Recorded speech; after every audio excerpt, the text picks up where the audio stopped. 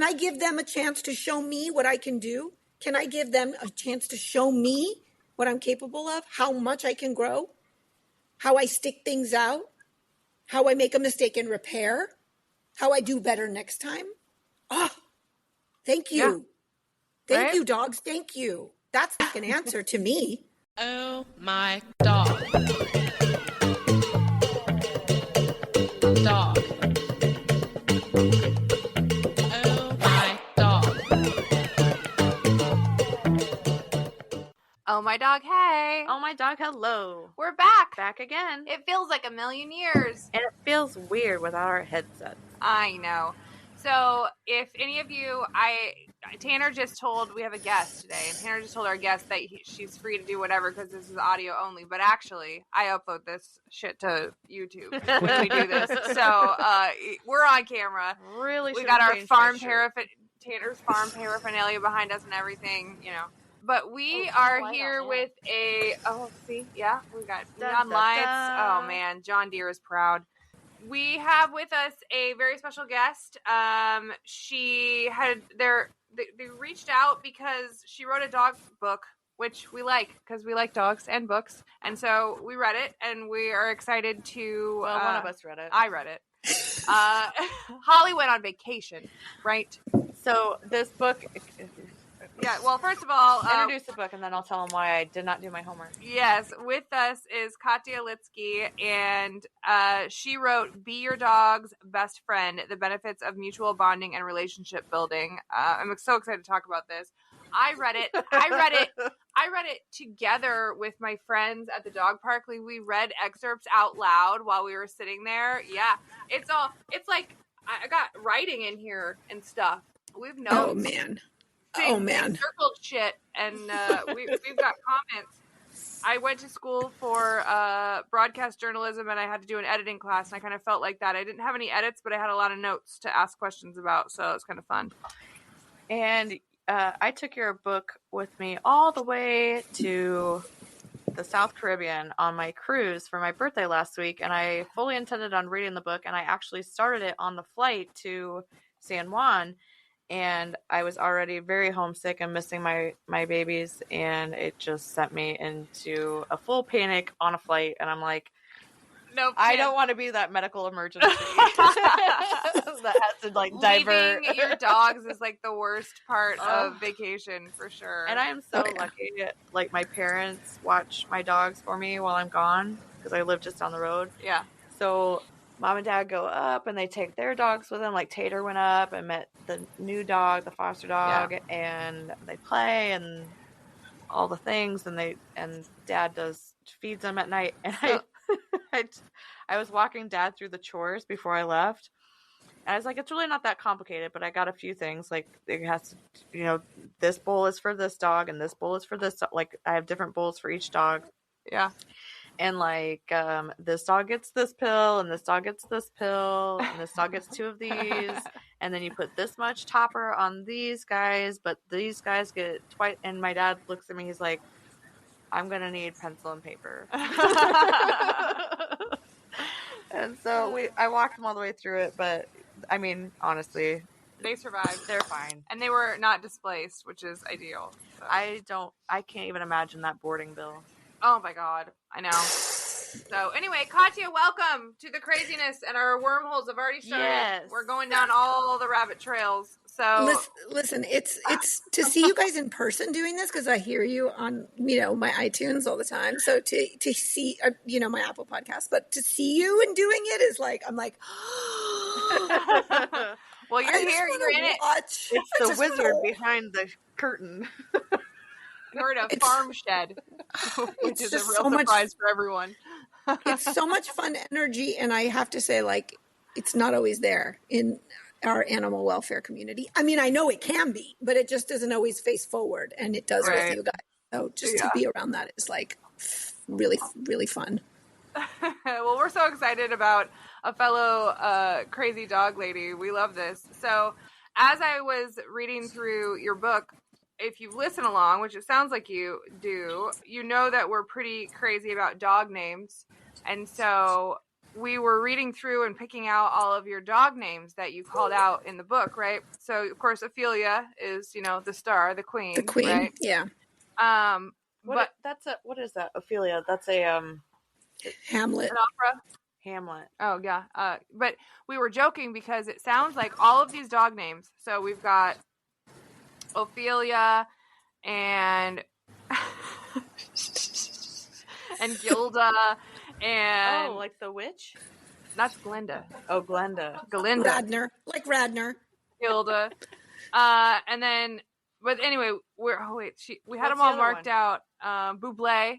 Is that right? Oh, yeah. No, that's when you were talking about. No, never mind. Sorry. I'm coming back to that. That's not a dog name, but I'm going to use it as a dog name. Michael Bublé? Right. Oh, I do Phoebe. love Yeah. Febe, which How we many like. dogs do you have?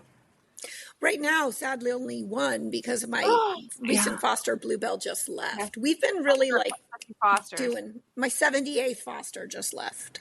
Well Woo, done. that's awesome. Thanks. You're So- saying crazy Nasha. Anyway, I numbers. start shouting out these dog names because my friend writes in the margin. We're all writing in the margins things, and she writes, "Is this an opera?" Fair. Very fair. I really like that question, and maybe it should be. So anyway, okay, tell us who you are, the heck we're talking about here, how you landed here.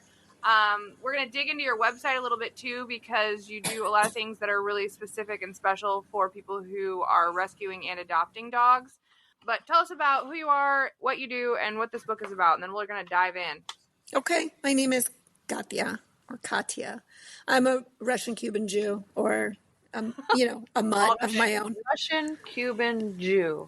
Yeah. That is a Yeah. I'm going to have to dissect that a little bit. Yeah. From the border of Texas and Mexico. Okay. From Texas. But yeah, I long windy road of career stuff. I was an actress. I'm a recovering actress. And worked in animal welfare for a long time at adoptapet.com, which was when it was a nonprofit website, so fun and wonderful. And Last Chance for Animals, which is animal rights organization. Okay. I had a business called Shelter Shopper, you guys, where I ended up almost paying other people to adopt shelter dogs. Like, it was a horrible business model where I was just like, please let me find you a dog and I'll pay you for me to go find you a dog at the shelter. Well, actually, that's It's like a headhunter. That's like a service dog too. hunter. People email us all the time and they say, "Hey, I'm 78 years old and I'm looking for an exactly 8-year-old schnauzer that is Sure. gray and has eyebrows that look like this and reminds me of my grandmother from, the Great Depression." I'm like, good Lord, I'm not a freaking matchmaker. I'm not going to find this dog for you. What the heck? Which is, you had a normal response. I was like, I'll go find it for you. And then I'd bring the dog delivered to your door and they'd be like, you know what? The dog pees in the wrong part of the grass. And I'm like, Yeah. what? I mean, it was know. it was enabling. It was like the height of my codependency, Terrible. I guess, because I don't know what exactly the business model was. It didn't work. Well, I can't believe we went down that path though, because it's a common request. We're like dog brokers. Yeah. Yeah, I'm like, there's so many. Why would we buy a Dachshund? There are Dachshunds at the show. Like, please, Right. Convincing people doesn't work. It took me a really long time to accept that one, but since then, I'm a writer, and I guess I would call myself an animal welfare wellness person. I don't have a name. Let's workshop it. You guys tell me what you want to call it. But Come up with a title. I really have been involved in animal welfare in terms of like a shelter volunteer and a foster since about 2007. And I started the South LA Animal Shelter here in Los Angeles, primarily because I'm Spanish speaking. And so there was a Spanish speaking community that wasn't really getting served. And I knew that I could make, contact there. And it was so meaningful and humbling and incredible work. But now I would say the past couple years, I really realized that it's the people who help the animals that I'm really taken by. Doesn't mean I don't still foster. I do. I just had, as I mentioned, our last one, and I love fostering and I'm good at it. I love fostering. I don't know what it is, but it just like lights me up to get this new crazy energy and have to figure out the Jenga tower of our lives. And I like it. Yeah, Um, well, we can relate. We spiraled our lives into an absolute tizzy because we liked it so much. yeah, you do get, Yeah, exactly. I it's don't need to magic. tell you. Yeah, It's magic. And yeah, the bonding that happens is like, really? Every time? Huh. yeah, It's not because I'm so great. It's because they're so great. It's like, right. it's pretty clear. All I have to do is get out of the way of myself. But the past 3 or 4 years, I've really just come to this new insight awareness that I can't quit, won't leave me, which is, it's the people. I love the people who love the animals. That is who I want to serve and work with. And I guess part of that is because I work for a nonprofit here in Los Angeles called Better Together Forever. And we do an intervention model. So people who are surrendering pets, we intervene and say, like, what do you need and what would it look like to keep your animal? Oh, we like this. Yeah. Yes, So I'm the that's amazing. Spanish speaking facing. So and it's really meaningful for me. My parents immigrated from Cuba, my grandparents, so to think about my family coming and not having anyone to communicate with and then meeting someone who can Yeah, means a lot to me. So it's like, it hits me on all the sides, on all the angles, but that sort of dovetailed into like, well, why aren't we doing intervention inward? Like, why aren't we supporting the people? Why can't it be known and expected for there to be support and incentives of wellness and well-being that you get for free if you volunteer or work at an animal shelter or are a networker or transporter or rescuer? To me, it's a no-brainer because what we do is wait for people to burn out and leave. So if the only options are you stay and suffer or you're okay and leave the animals, they're the bargaining chips on the table when we make that bet. It's not only us, it's that they're being bet on and against. So I'm just kind of unable to leave this idea of like, well, what if there's a third option? What if you can stay and be well? What if you can stay and be okay? What if you can stay and be in community when you're not well and okay? And what if that is at no cost to the people or at low cost, easily available and accessible? To me, it should be that way. That should be the norm. That's the frontier that I believe animal welfare needs to hit, because if what we were doing was working, it would have worked by now. right.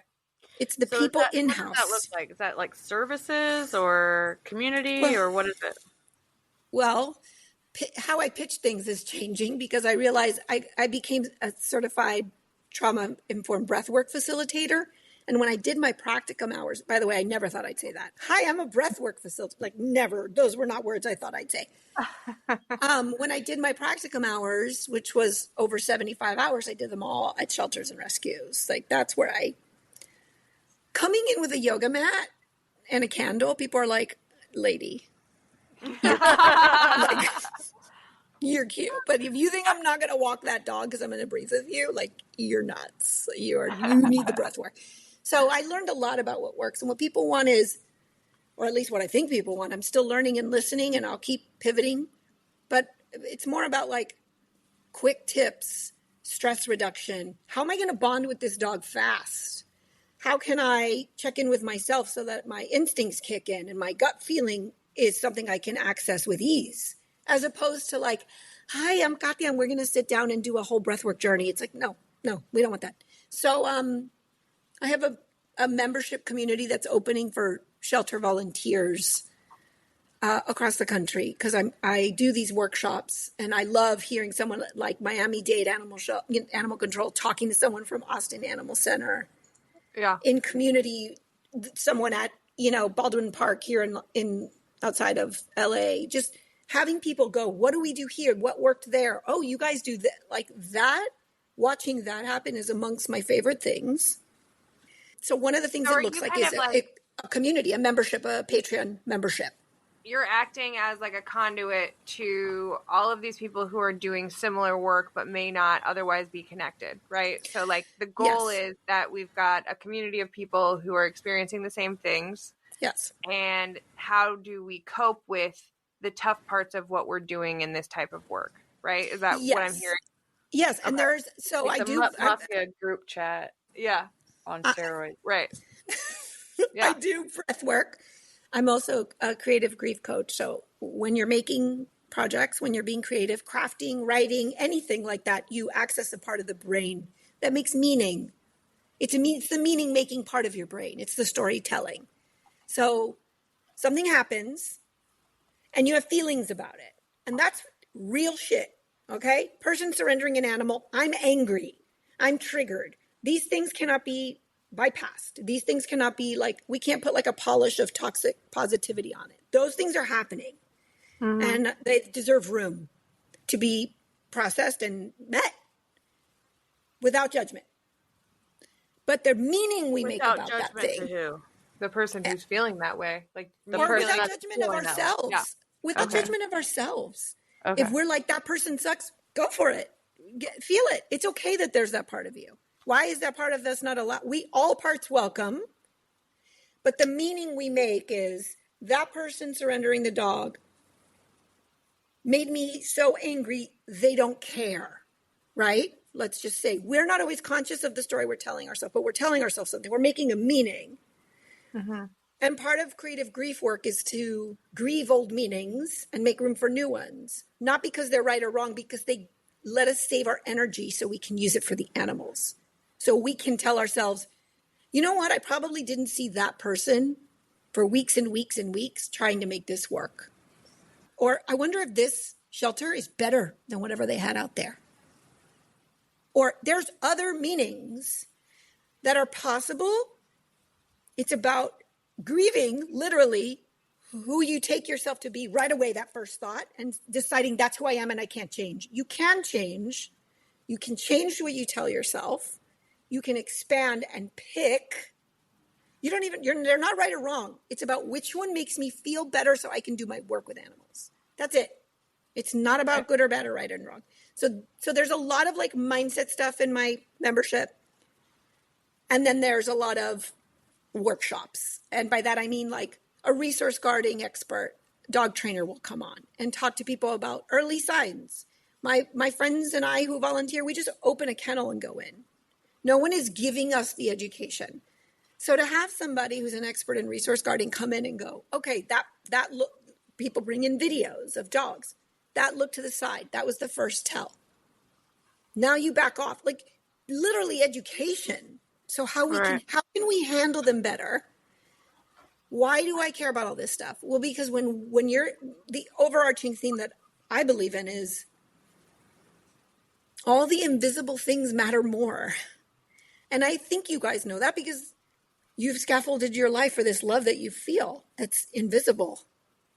So if we're well and we're balanced, doesn't that mean that what we bring to the animals is something that they need? I think there's probably a lot of scenarios that we could use as an example, but you've identified a surrender off the bat. So let's go down that path. So when somebody calls us to surrender a dog, depending on the type of dog and the reason they're surrendering, we will push back and we'll say, have you tried this? Have you considered this? Have you worked with your vet? Are they on, if it's like an aggressive behavior, have you seen a trainer, or have you tried medication, et cetera, et cetera, et cetera. But at some point, the conversation becomes more work than it's worth. And frankly, it's difficult for us, and I think I can speak for you on this. Yeah. It's difficult for us to relate to somebody wanting to surrender their dog, because that would never happen. Right. That is never even on the table for me. Right. It's never even an option. I don't care what is happening. I could be in the middle of a medical crisis going through a tornado and I could be displaced, and that's just not something that's going to happen. Right. So for someone to come to me and say, this dog pees on the carpet and it bit my grandchild on the face because my grandchild was riding it like a pony. Yeah. In my mind, there's a ton of judgment going on there, and I feel justified in it. And also, I want to save that dog from that situation anyway. So I'm like, yes, give me the dog. I'm going to save the dog, and you're also a horrible person. Well, So I never have trouble. Like, I never, I mean, yeah, we get frustrated and we get pissed off, and it's like, Yep. it sucks to continually deal with bullshit reasons of why people surrender their dogs. Right. And then also there are legitimate reasons to Yes, and surrender. there are differences. You are absolutely And- right. And I've had aggressive dogs. I had for 16 years. Like I'm not getting. It's not an option to be like this one doesn't. It's not convenient for me. It's like no, this is the dog I have. So Yeah. where I'm triggered is the information I need, and that's the transformation that I've been waiting for, and that's why this dog's in my life. So I better figure it out. So I'm totally with you, and there are reasons to surrender that I can have compassion for more. I don't have any judgment for someone having judgment, actually. I think it's important to feel it all, be angry, be energized by it. If having those feelings doesn't get in the way of your life or your rescue, you don't need to make any different meanings. It's when those thoughts get in the way, Burn you out. Yeah. that they start to change our worldview, and we start to go, okay, there's really only 10 people in Cincinnati I would adopt out to. That's a problem because there's more than 10 dogs in need in Cincinnati. So what are we going to do about the reality, which is we cannot change those people, and we haven't fixed the dog issue. Right. Where is the gap? I don't want to outsource how I feel to anyone else. And I don't really want to give anyone else my attention. It's my job. And the reason that I am serious about it being my job is because the cleaner and clearer I feel, the more I show up to a kennel and walk a dog. And it's like, this is what home felt like. Remember? This calm. This is home. And they need that from me. They need that feeling, not me going, like, Yeah. so it doesn't mean I can't feel it. It's just not what I'm there for, in my opinion. And the more that I forget that, the more they're not borrowing my balanced state and my well-being, which they need at this chaotic shelter, in my opinion. Our energies overlap. And so I want to give them the best me I can. And in that way, they make me the best me I can be. I owe them everything because they're the reason I would do it. Right. I'm always, whenever I foster or when I think about people that are fostering and looking at adoption applications, I always try to upgrade the dog. So if they came from a hoarding situation or a puppy mill, like a breeding facility, it's not hard to find something that's going to be better than what they came from. Right. Get what I'm saying? Quite literally anything. So smart. Smart. And so, I mean, their application options are pretty wide open. I've never heard you say this phrase before, but I feel like we need to share that. I really like it because I'm about to say, then we have the senior dog that's, like 15 years old and his mom died and it was well loved and had all the luxuries of life and had a big backyard and homemade food and, all the toys and all the beds and everything. Like, I don't want to downgrade that dog into a house that is full of like small children and the people are gone all day long and energies that are off. They're on their own all day long. Like, I want to find a home that is at least par. Yeah. If not an upgrade, which sometimes it's hard to do. It is. It's but I smart, really though. like that idea though. Like when you're sorting apps, like thinking about it in that way for sure. Yeah. That's good. Let's upgrade them. Let's get them in a balcony. I will say, like, the last thing that to your point on upgrading, I feel that way about the people too. Like, I will say, like, yes, there's the woo-woo of it all. Like, I offer breath work and grief work. Also, just like quick little body shakeouts, like things you can do for 1 minute while you're walking in between, runs. Like, everything doesn't have to be so big. But to your point on upgrading, probably the biggest thing that I want to hold up is like joy and lightness and fun. And it's one of the reasons why when I found your podcast, it was so special to me and I grabbed on because it was like, no, we can have fun doing this. We are funny and quirky and weird and wonderful and wild. And it's a very different face of rescue than the one that I think is presented to the masses. And the amount of trauma that we're exposed to and stress we're exposed to, I feel like should be met with that much opportunity to laugh, talk about like the worst diarrhea story of the week. It doesn't, like only we would think that's great. So just to have the opportunity to come together and like take it lightly and have some fun is so exciting to me. Read half of the group chats that we're in, you would be unhinged. But no, you're right. I think the general population has this vision of shelters and rescues, and it's like it's all a broadcast of it. And I think there is this perception that I don't think people understand the difference between a shelter and a rescue, especially one that's like your county shelter or your city shelter, which has employees that are paid by taxpayer dollars. And then you've got rescues like us where we're just doing this and nobody's getting paid. And so if you don't like what we're doing or the way that we do it, you're welcome to find another rescue or another shelter and go forth and be prosperous. We're going to do this the way that we want to do it because we're putting in all the work. Right. And all the money and all the fundraising and all the things. So, it's a different level of pressure when you're talking a shelter where they absolutely. have to do it, and us where, we're going to have a vacation week and we're only going to take in 2 dogs. Like that's okay, And so my membership is volunteers at shelters. And the reason that I parcel people out is not because I don't believe in bringing them together, but it is because of exactly what you're speaking about. I also do workshops in animal shelters. So like there's no grief support. There really that I have come across in the masses. There's compassion fatigue support. Jessica Dolce, compassion badassery. She's amazing, the best of the best. And she deals with shelter staff and she's incredible. Grief support is something different and it's very vulnerable and seems like a liability, I think, for staff to do together. So I do it more one-on-one. But how I speak or what I offer, I talk a big game about the things that I do, but at the end of the day, what I can do best is show up and attune to what's present and try to meet it because it is very different. The one common denominator amongst the rescue community is y'all's friggin' capacity.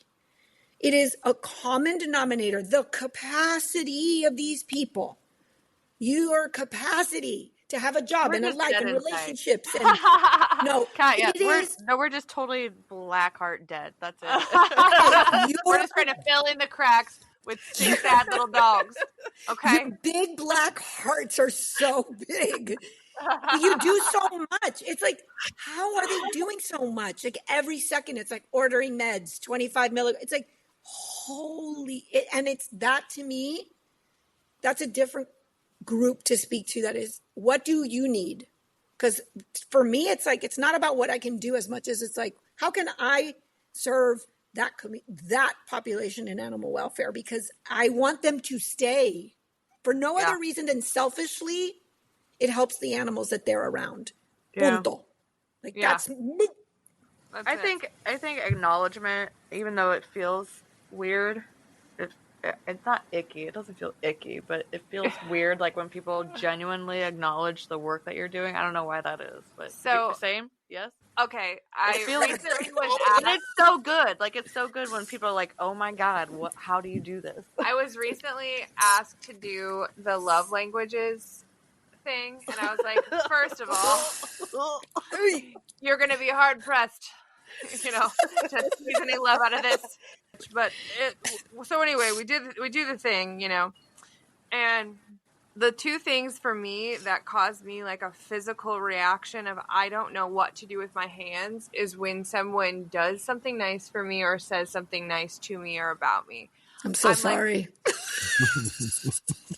thanks you. Do you need anything? How could I help you? Like I don't know.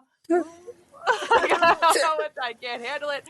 So, but you're exactly right though, because all of us that are doing this, we're absolutely not doing it for the clout, but every once in a while, and you've been like beat down and somebody just goes, "Hey, you know what I was thinking about? How freaking hard you work and how many dogs you guys have saved. That's really freaking cool." And while my hands don't know what to do with themselves, it is nice. So you know what I like? I like it when people get just as pissed off as I do about something. like that. Like Cracker Jack. Yeah. When Cracker Jack was a dog that came up on a transport. I swear to God, I thought he was dead on arrival. He about died on the he was transport. so sick, and I mean, anyway. And he came out of a kill shelter. Like, it was a whole thing. I was so mad about it. Like, I was just so pissed off about the entire situation. Or that dog that we tagged that got euthanized. Yep. I was, it's just like, I just want someone to meet me at the level of pissed off. For and sure. be just as pissed off as I am. And then we together will make it to the next one. Let's go break some shit. I don't know. I couldn't agree more. I have workshops that are like, what do I do with all this rage? Where does the anger go? Because it's like, it's important. Or like, oh great, I just had my 4th caffeine drink of the day. Like, that is the name of a workshop about sleep and mood. But it's like, that's what we do, not because we're like gluttons for punishment or dumb. It's because we're faced with this inherently stressful, intense work, and we do it because we want to. And I don't want people to change their hearts. Like, I guess that's why I'm so stuck on it. It's like, no, don't change your big heart. Don't change your big black dead heart. Yeah. Don't change your capacity. Don't change how much you care, how mad it makes you, how capable you are, that you can see the invisible thing. Like, that would be an upgrade, family. That would be like all of that. Don't change that. It's the system that needs to change to meet you. Oh, and yeah. And if it's not, then how can I fill that gap? Right. Yeah. See, I'm going to push back a little bit on your big black dark hearts or whatever you've been saying here. Because they're obviously not. For the amount of love. Something nice, and we're not going to know what to do with our hands. Tanner, my hands are floating in the air. They don't know what to do. For the amount of love and compassion that you give to all these animals, to all these dogs, it's fascinating to me because I love our dog. Right. Your one dog. My one, right? You could easily have another one. And I would argue that sometimes I got a black heart to animals too, because I grew up in a livestock farming operation to where it's a means of a source of income and a livelihood. So they're not black. I think there's a filter. I think it's got to go through a tightly mesh. Filter. Yes. We have a charcoal filter heart. There we go. And we love vodka. When we love vodka. That's how it's made. Okay. Thank you, Tanner. That was very nice. Thanks for listening to us for 800 hours. How are your hands? Are our hands okay? Do you need a manicure tonight? Because Tanner really basically said your heart's beautiful. Oh, my Lord. Okay. I think that's gonna be my number one goal now. Every time you come in the studio, I'm just Tara's like, okay, shower you with compliments. Next subject. If you want. Yeah, usually what I'm looking for in a man is to make me feel bad, you know. Ironically, me too. Right? Like, that's how we're here. Okay. So I want to completely turn all this on its ear. I completely am with you, and I'm thankful that you're offering this service to the people like us and like our volunteers who are dedicating their lives to this. I think it's huge. But what I really got excited about when I was looking at your website and reading your book, it was the fact that you focused on the energy that it takes to welcome a dog into your heart and then allow that dog to love you just as much, right? Like, so I can go crazy loving my little, 4-pound Yorkie who I'm obsessed with and just kiss her all over. But what can I do so that she gets, you could give her a little corn cob situation. But what can I do so that she equally respects and is excited about me? And it's not just treats. It's about giving this energy out to the dog and to your household and all of these things. So what happens is people adopt dogs, and then in 24 hours they're like, well, it's not like my old dog. I don't feel like we're bonding. Jesus, can we get it together? So I'm reading here through your book, and I'm just pulling out these excerpts. So I was like, I'm going to just use this. And be like, first of all, go buy this book and read this page, because it's exactly what you're telling me that you're not feeling, because you haven't allowed your heart to open up to this dog so that its heart can open up to you. So that's what I got real jazzed about. So if you want to talk a little bit, I've got these exercises throughout the book that are about bonding with your dog, but give the high level of kind of what this idea is, because I really loved that. I thought that was exactly what we try to preach to people, right? Thank you. Thanks for saying that. Well, yeah, I think I really appreciate the way you put that. Will you be my publicist? I think we forget that it's mutual and reciprocal at its finest. Like they also want, and they also need, and they also have preferences. And so This is where the guilt trip comes in. This is where I started feeling guilty. I'm like, you're like, oh, my babies, I've left them. I'm having fun, and they're not. They maybe were just like grandparents.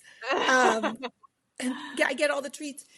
But, yeah, I think that we have ideas. And if we live in accordance to the ideas in our minds, we're screwed. And I don't just mean with dogs. I actually mean like work, relationships, marriages, children. Like if you live according to the idea in your mind, good luck. I feel for you and I have compassion, but I'm sorry, because there's reality as it is.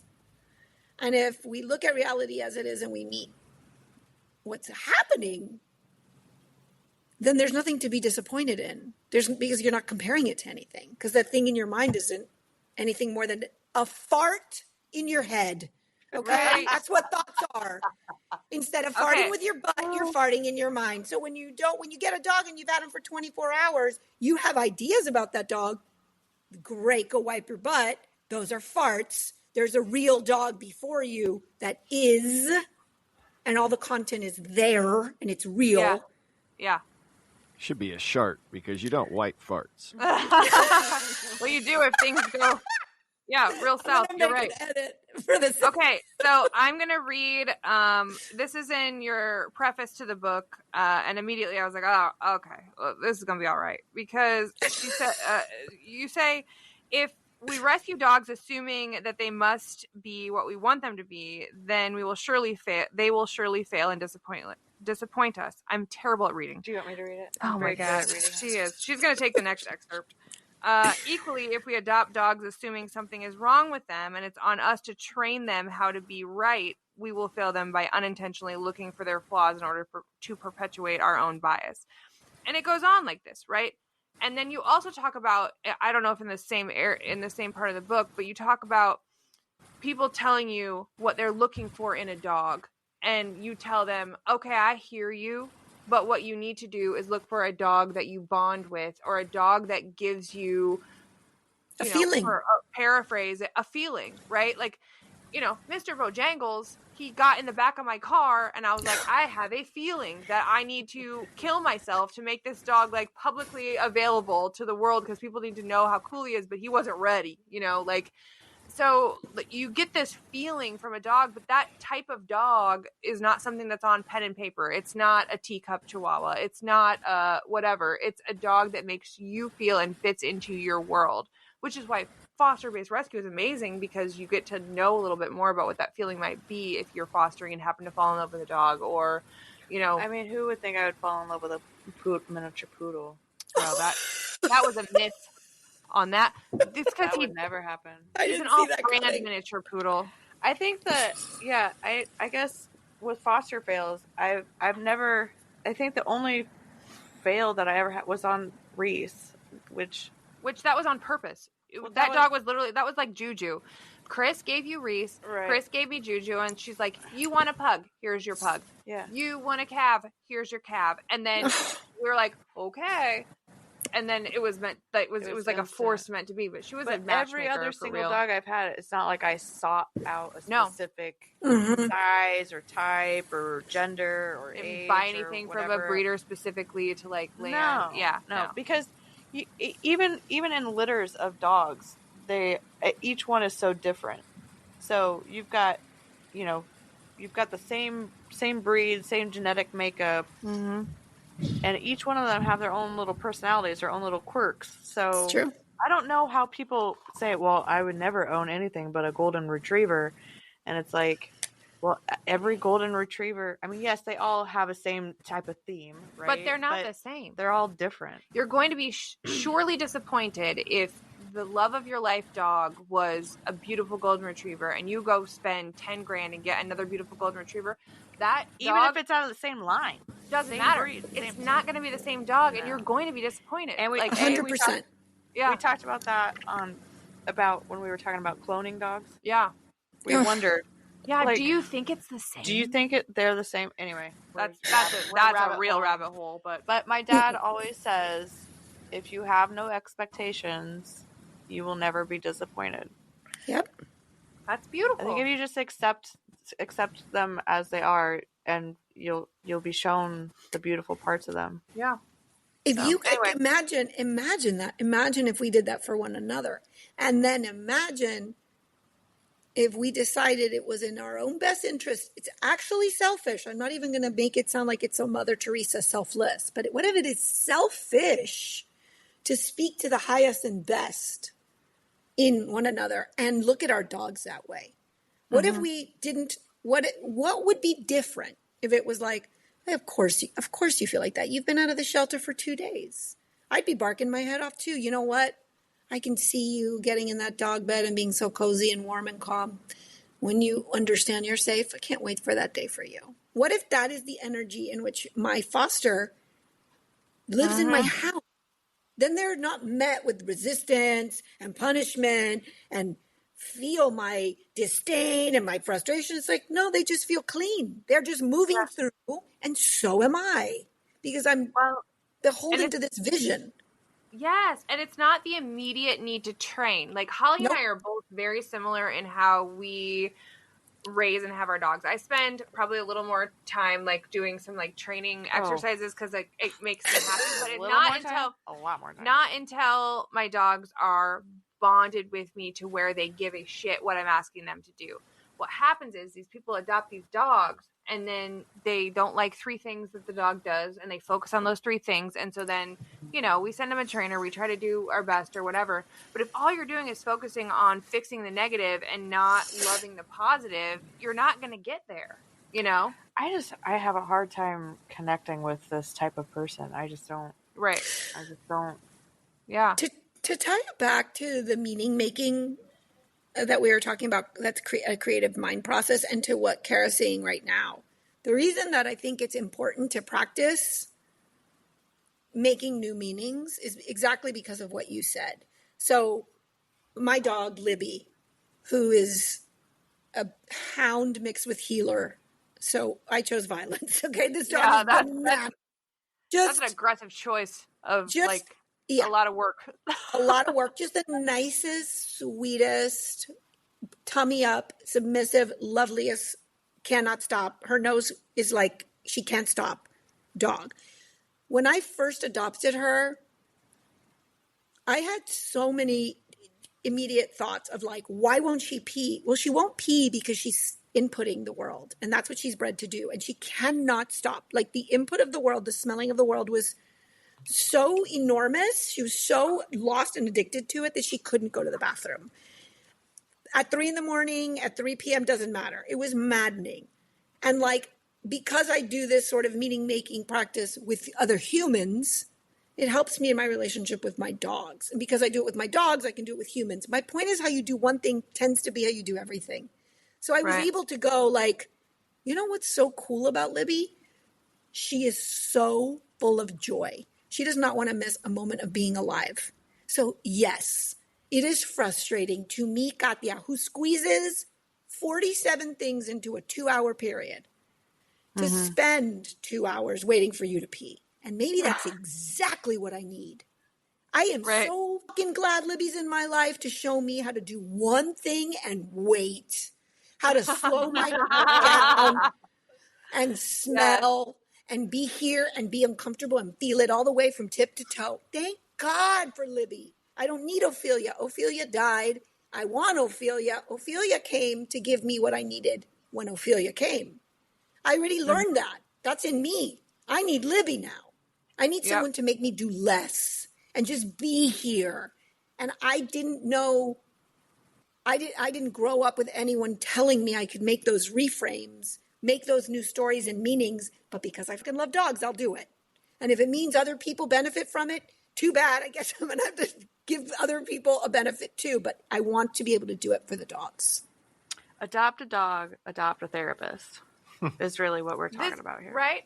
So You just gotta another find the very, silver lining. speaking of which, another very brave thing that happens in your book is you literally start out, when we talk about Ophelia, you literally start out talking about, you struggled in your life with an eating disorder, and we've all got our own shit that we deal with.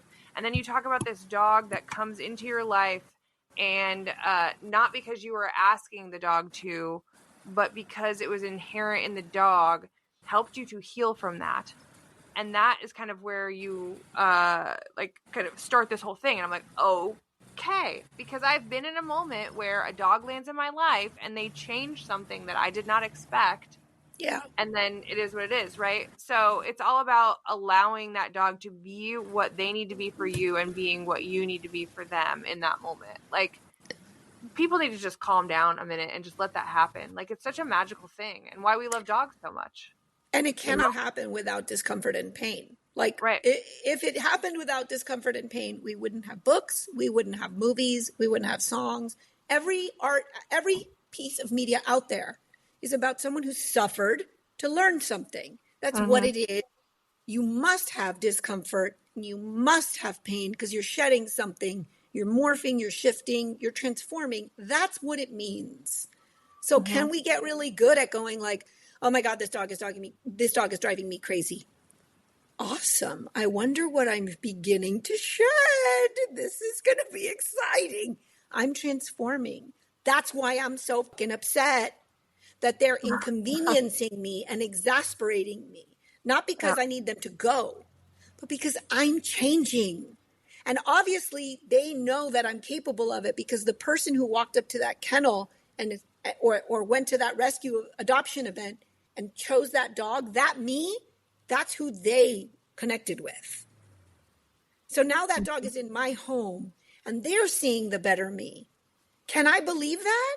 Can I give them a chance to show me what I can do? Can I give them a chance to show me what I'm capable of? How much I can grow? How I stick things out? How I make a mistake and repair? How I do better next time? Oh, thank you. Yeah. Thank you, dogs. Thank you. That's the fucking answer to me. If anything, I feel like I don't show up enough for my dogs, and then I think about all the things that I do for them.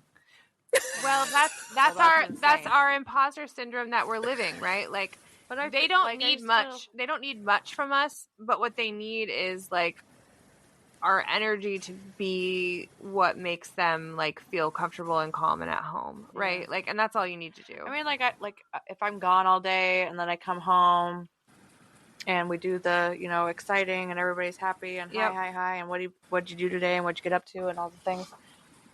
And then like I'll sit on the couch and then they just want to like be all over me. And I'm like, okay, guys, like space, like back up a smidge. Just give me a second. Yeah.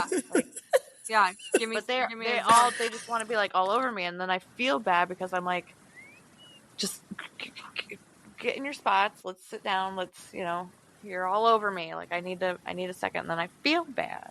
Right. We've talked about this. Do your dogs have songs yet? Have you been working on them? No, I don't do this. I love this prompt. I love a dog song.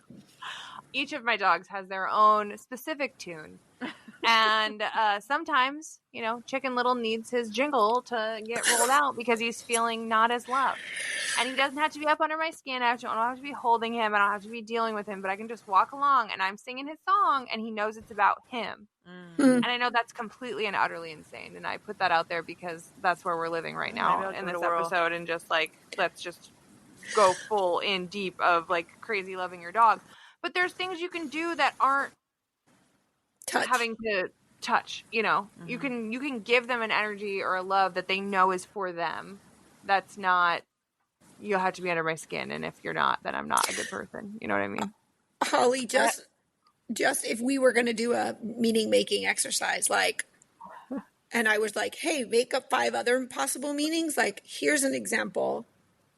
Oh, thank God mom's home because I regulate so much better when she gives me her cues to take space. Oh, I'm so glad. Like, that could be the way your dogs actually feel. They could be like, there she is. God, she just comes in and just roots, ground. Yes. I dysregulated seeing her and then she just slammed down. I'm so happy she's here. Like that could actually be how they feel. So you've decided a meaning that makes you feel bad, but it's not the only one available. Meanings are totally changeable. They're totally mutatable. They're options. Remember when we talked about how we make up stories in our head about dogs that we don't have a history for? Right. And I think that's I think some shelters and rescues take that to the hilt. Like, it's wild. They'll be like, this dog was clearly abused because when you raise your hand, it shrinks down. It's like, well, probably because it hasn't seen that many hands. Like, doesn't mean, it's been with little old lady and it's not used to people that gesticulate. Okay, cool. Like, doesn't mean that dog was beat. Like, it could have been. It could have been, but we don't freaking know. And that's a sad story too. Right. Yeah. But the dog that was beat makes more money, raises more money. Makes more money or gets the dog adopted faster or whatever. But then it's like when you see an actual case, we see it and it's like, well, then that is the truth. And it could have been the truth for that dog too. Who knows? Who cares? It is what it is. But we do the same thing. You do it for your own dogs. For your own dogs. Right? I'm like, assuming they're upset because I've been going through some things and I haven't quite been with them enough, But it's so good to know that, because the person who says these are the 3 things I don't like about my dog and ignores the 117 things to celebrate, they're doing that too.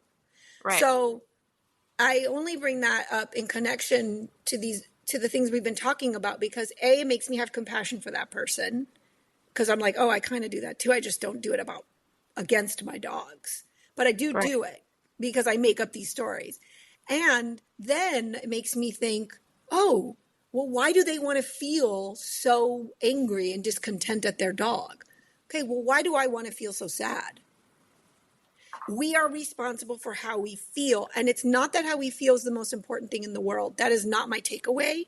How we feel is important because we have our mind with, obviously, our charts. Thank you, Tanner. Our thought charts. Minds are really important. They give us great information. We can write books. We can have this podcast. Minds are awesome. But they're not all of us. Our thoughts are not everything. There's also our body that feels and has sensations and gives us messages.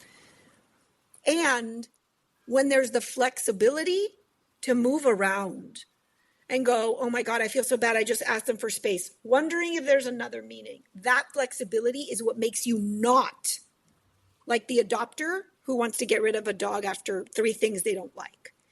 Right. That's what those people need. Those people who go, but he's almost perfect, but he sheds. It's like, could we have another meaning about your OCD maybe or something being challenged? Like, can we figure out they're not utilizing the flexibility that is actually our greatest freedom. That is real freedom, when you get to choose how you feel, because what you think determines how you feel, and what you feel informs how you behave, how you act.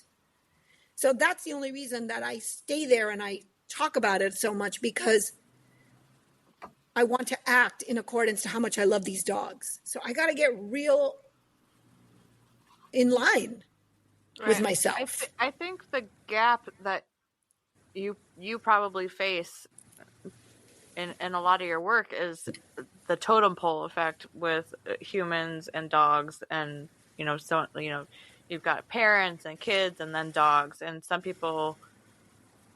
My level with my dogs is pretty par. I mean, they're pretty equal. Like your peers, I'm equal with my dogs. You're both. I feel like you are probably equal with your dogs. Yeah, but and they're slightly lower. Don't get me wrong.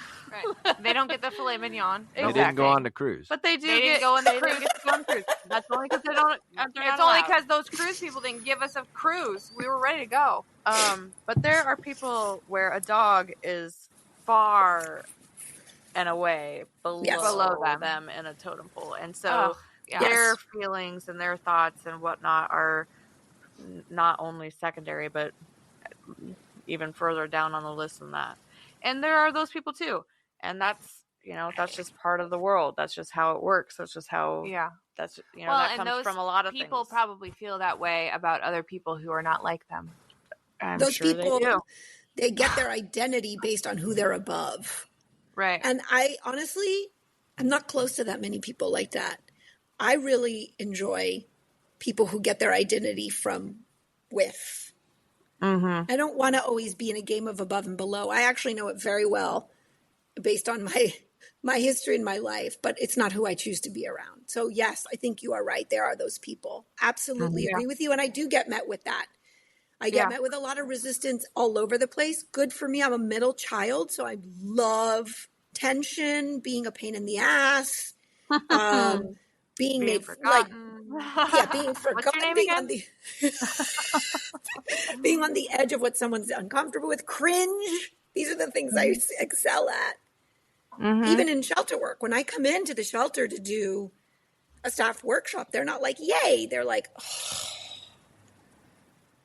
At the end, they might have a different take or not. It's not in my control. I can't have an agenda about it. I am really there to give them the opportunity to practice something because I care about them feeling as good as they want to feel. Mm-hmm. My favorite quote is, people are just about as happy as they make their minds up to be. Yes, and that's a great quote. Do you have another excerpt to read? I have another excerpt to read. Okay, so of course you're really playing to this audience here with this. You've got a lot of conversation about the difference between adopting a dog and selecting a dog for what you think you want, which I obviously love. We've talked about, but I really like this whole paragraph right here, which ends in a really great sentence. So I suppose Holly's a better and faster reader than me. She could read the whole thing. Let me do it. I like it, and then I want to talk about it. Where do I start? If you're feeling Katya, sleepy, you might fall asleep. Katya Lidsky, be your dog's best friend. Chapter 3.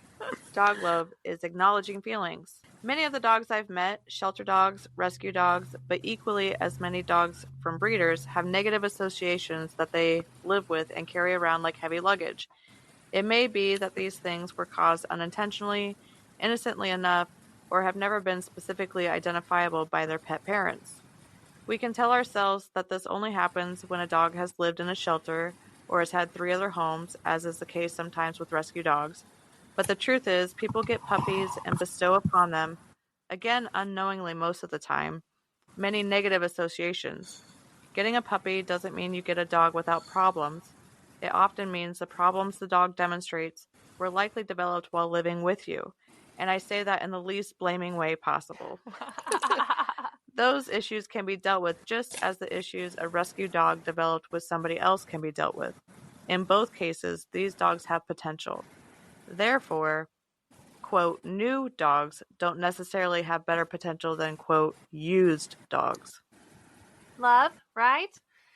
We talk Love about that. This. It's perfect. Yeah, that's a. Well, I think we just perfect paragraph. Hashed all of that out, didn't we? Yes. Right. I mean, I think it's wonderful.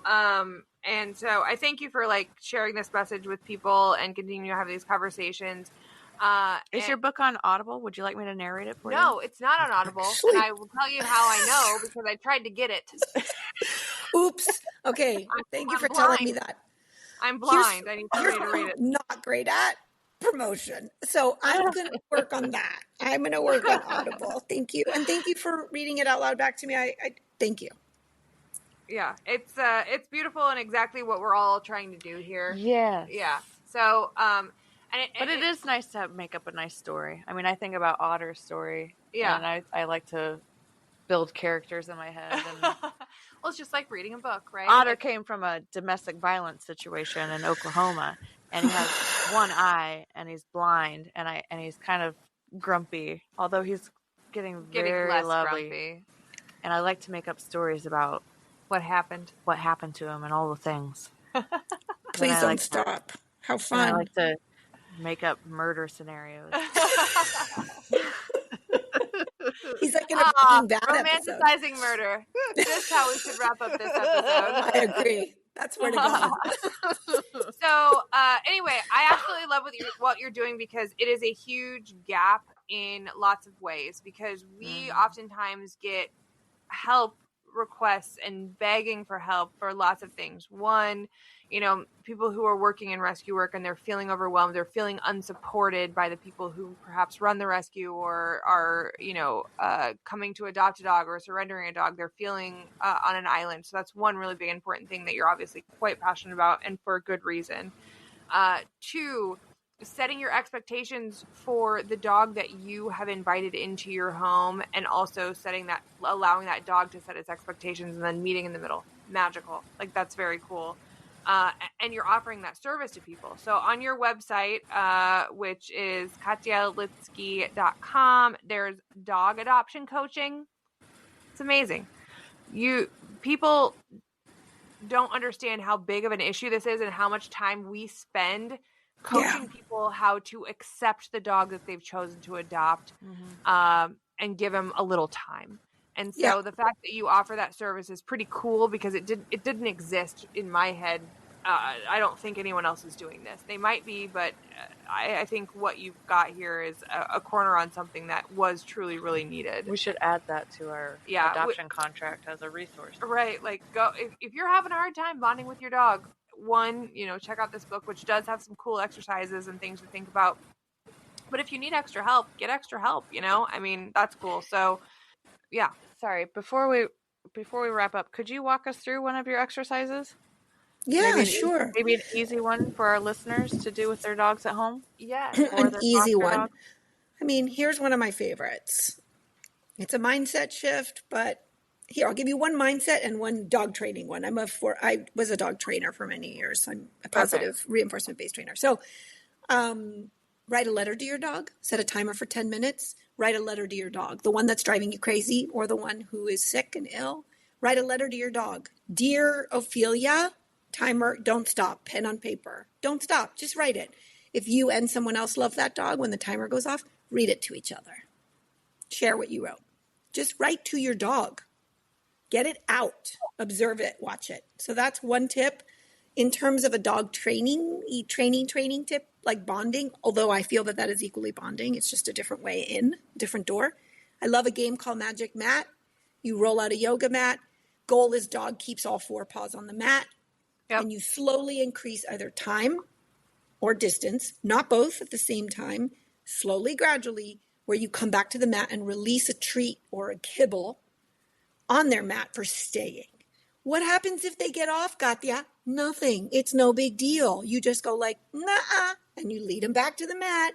And when they're on there, you reward with a kibble. So they go, okay, on the mat, and they get it. And what ends up happening is when you play Magic Mat and it's 10 seconds or a minute, or you walk across the room because you've been building and practicing every day over one of their meals. This is just one meal. You learn each other's tells in all these little subtle ways. Like, they'll know before you take a step forward.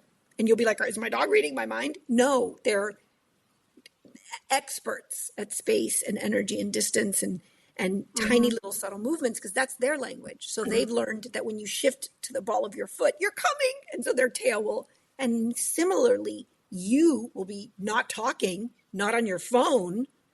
And you will also be getting, oh my gosh, right before my dog gets up and does something, acts on impulse, the right ear goes down. Now I know. Now I look for the right ear. I don't wait till they're off pissing me off. Right ear goes down and I go, We're going to correct it, yeah. And I work with that right ear because I know that's the tell. So that's my threshold. I know before I set them up to succeed. So you just learn to read each other and bond in this really delicious way that I love. It takes 5 minutes. Nothing. No end game. Well, yes, but no. I just feel like there's a level of control, and impulse. It's impulse control. I thought you mean when do you stop playing? Oh, yeah. Oh. So there's several goals here, right? This is also commonly called go to place, right? It can be go to place, yes. Go to place, a similar idea, right? And so there's end goals. One is exactly what she's saying, and it's understanding your dog's body language and when they're going to do something or when they're going to react or whatever. But also it's a safety thing, right? So for our house, we did go to place with Dottie and Grizz when they were puppies, and their place was like this little mat or whatever. and it was when somebody opened the door, you would say, go to place. And the value for them to sit in that place was higher than bum rushing the door and knocking over grandma who's coming through the front door. So what we're trying to do is create like a value to me asking you to do something and then you doing it, right? But what she's saying is you can do this as like a bonding exercise in addition to using this as a tool. Now, it can definitely be seen as control, but what I look at it as is trust, which is, in my opinion, control's antonym and opposite. I want my dog to trust. I don't have to get up and go bum rush her. She comes back with the food every time. Of course, I trust her, and I want to trust my dog and go, "You're such a prince. You just like believe in me. Thank you. I believe in me too, and I believe in you. And like, I want this constant proof that we're working together, that we're talking. And I want to build that tether like I can feel it and cut it with a knife and fork. I want to feel it. I want it to be safe to wait. I want it to be safe to take space. And for them to practice self-soothing. Oh, I'm going to wait. I'm going to wait. And then get a reward for waiting. I didn't lose anything. I learned that waiting is possible. So it's more for me about trust than it is about control. I'm sorry I cut you off, Kara. No, you're good. I was just going to say, exactly, right? Like it creates this, and also repetition and any sort of what is it when you do something over and over again, like, and it feels good, like going outside and sitting on the porch and smoking a cigarette, but it's like a nice habit that, like, the ritual. That is a nice habit. It creates a ritual that like feels nice. Like I've had a hard day. I want to sit on the porch. I want to smoke a cigarette. I've been thinking about cigarettes in 2020 when I stopped smoking them. So that's why this came up. But it creates this ritual, right? And it also creates a safe space for the dog within your home because you took the time to bond with them over this space and over this idea that you should be here. What has happened in my house, my almost 15-year-old dog only will lay on mats. And guess what mats are in my home? Puppy pads for all of her little siblings. So all she freaking does every day is lays down on the puppy pad and says, Dottie, get off the puppy pad. I have said that 7,000 times in my life. I love how reinforced she is. She's like, I love me a pad. She's like, I really like it here. Where's my treats? I'm like, it's been 10 years since you've gotten a treat on a mat, ma'am, and you're still laying on the puppy pad. That's cool. Like, it drives me bonkers. But anyway, it's hilarious. I like thinking about it more that way, more of as a ritual that we do together. Like, like if I were to come home. And it's effective in our house. We call it on the rug, and that's more for it's winter in Iowa, and I want her paws to thaw dry out. Your feet. Yeah, like, you can use it like, on the rug as a way that is like very functional for sure. Yep. Yeah. Same thing if she's under your feet in the kitchen or whatever. You say on the rug. Also, I will say it also depends on the kind of dogs. I end up getting herding dogs and hounds a lot to foster, and I love seniors. I foster a lot of seniors. I adopt seniors, so. For me, having these mental games is a way for them to work for food, which is deeply stimulating, deeply puts them in touch with their instincts and their nature, not just here's a bowl of unloved, I don't even have to think about it. And because I have often more than one dog, when I'm playing Magic Mat, that dog gets my full and utter attention. And that's probably the part they love the most, is like, I am cued into you 100%. It's me and you for 10 minutes. And that kind of presence together, I think, is very rewarding. Oh, for sure. So I'll give it a whirl. I just wonder if this works on spouses and partners. You won't. When have you ever gone home and done any sort of training thing that we've talked about on this podcast? I'm telling you what, if I grab the treat tin, Reese is on it. Well, Reese is on it anyway. She just wants to live under your skin. Treats or no treats. Because she loves you so much. Okay, last thing I wanted to ask you, and it may be a kind of a personal thing, and maybe it's not. I noticed throughout the book you reference 12 steps. Is that something that's personal to you otherwise? Yes. Well? I'm okay breaking my anonymity to say I love the 12-step program, and they saved my life. And I'm aware that some people have problems with it and think it's a cult and a whole lot of things. And I expand to all meanings. However, for me personally, it just hit. I was like, oh, I can have a higher power who's a badass bitch. I love her. Yes. And I would like to think it was Ophelia's love. And that's my higher power. To Right. such a point that my kids, like, I would call myself an interspiritualist, meaning like, I love all religions, faith, spiritual stuff. Like, I'm not like, this one's right and this one's wrong. I'm like, cool. Yeah. But my kids are like Ophelia. When they talk about universe, higher power, whatever, it's like Ophelia. And a close second is Wally, which is our senior pit bull who passed away a year ago. We adopted as a senior. And to them, that love, a dog's love, that's their higher power. And I'm like, Well, yeah. Oh, my dog is named as such for good reason.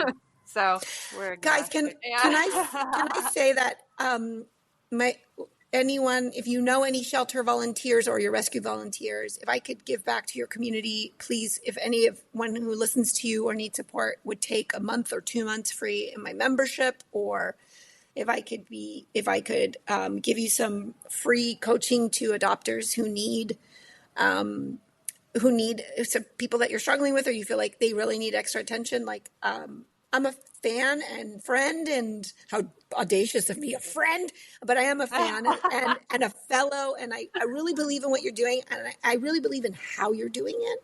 So if there's a way I can be supportive, We're starting to not know what to do with our hands again. Oh, shit. I'm sorry. That's very generous. Thank you so much. So kind, and I definitely Take me up on it. see a place in which we'll continue to be able to communicate, because it truly is a need where we're like, we can only give so much advice where we're kind of at the end of what we're capable of. There was that one adopter. Oh yeah, What there's was that always one? That one. That one. There's a lot of nut jobs around. I won't send you that one. No, we won't send you the nut jobs. We'll send you the people that maybe just need a little bit more help, and we really appreciate that offer. That's really lovely. So thank you. It's like my pleasure. I really love listening to you. Any podcast that has an animal control officer and then talks about fostering and rescue. I'm like, God, it's all the things. It's really, really, it feels like I'm in a warm bath with you. Not to be weird, but we are. We are bath girls. Well, we stay like our tuned. baths. We have a lot of guests coming up on the show. We do. Got Yeah. a lot of stuff on the books already. So Yeah. Thanks for hanging out with us. Everybody, you can find right on Katya's website, which I will link in the podcast notes. You can find out how to buy her book there. We got another copy off of Amazon so I could sully it with my notes and circles and things. And so, you can get it anywhere. You can find a book online from what I found. And it's really, truly something that just to keep by your bedside, read a couple pages a night and learn a little bit more about yourself and your dog and how you can be a kinder and more compassionate owner. It's pretty great. So anyway, thanks for hanging out with us. You're wonderful. This is, cool stuff that you're doing that I literally have never seen anyone else doing. So it's pretty cool. I've never seen it either. Yeah. Awesome. Thank you so much for having me and hanging out, guys. Thank you. Yeah. Until then, we'll figure it out. Oh my dog. What I mean when I see, what I see, what I feel, when I dream, when I be, I'm a freak, what up? Oh, what up? Everybody look at me when I'm free, when I feel, what I see, when I do it, I'm a freak, what up? Oh, what up? Say what we got, it's hot to spot, give up the drop, see what we got, do what? We got to go, the body flow too hot to show, the front row, we won't stop.